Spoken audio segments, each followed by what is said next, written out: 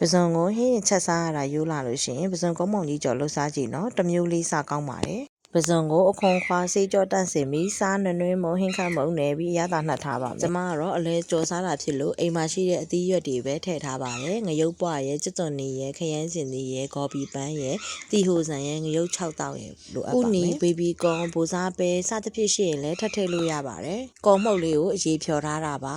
မွှေးကော်မှုတ်ကိုအသုံးပြုထားပါတယ်အိမ်မှာမှုလေးလည်းရှိလို့မှုအနှဲငယ်လည်းထည့်ပါမယ်အရင်ဆုံးအရသာနှက်ထားတဲ့ပဇွန်တွေကိုစီထဲထည့်ပြီးကြော်ပါမယ်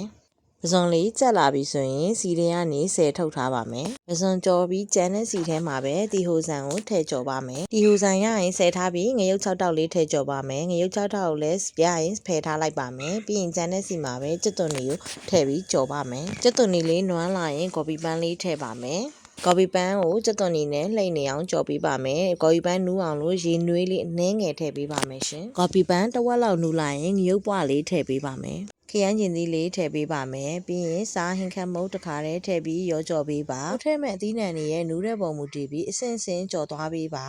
ပြီးရင်မှုလေးပါတစ်ခါတည်းထည့်ပေးလိုက်ပါမယ်အသီးနှံတွေနူးလောက်ပြီဆိုလို့ရှိရင်ကော်ရည်ဖြော်ထားတာလေးထည့်ပေးပါမယ်တကယ်လို့ကော်ရည်ရပြစ်ထထုပ်ဖြစ်နေရေနွေးလေးနဲ့ငယ်ထည့်ပေးပါပြီးရင်ပဇွန်ကြော်ထားတာလေးထည့်ကြော်ပါမယ်ပြီးရင်တီဟိုဆန်နဲ့ငရုတ်ချောင်းနဲ့ကြော်ထားတာလေးပါထည့်ပေးလိုက်ပါတော့ပြီးရင်မီးပိတ်ပြီးဟင်းအိုးချလို့ရပါပြီပြီးရင်ရတာကောင်းတဲ့ပဇွန်ကုန်းမောင်လေးတစ်ခွက်ရသွားပါပြီလှုပ်စားကြည့်နော်နောက် vlog လေးမှာပြန်ဆုံပါမယ်ရှင်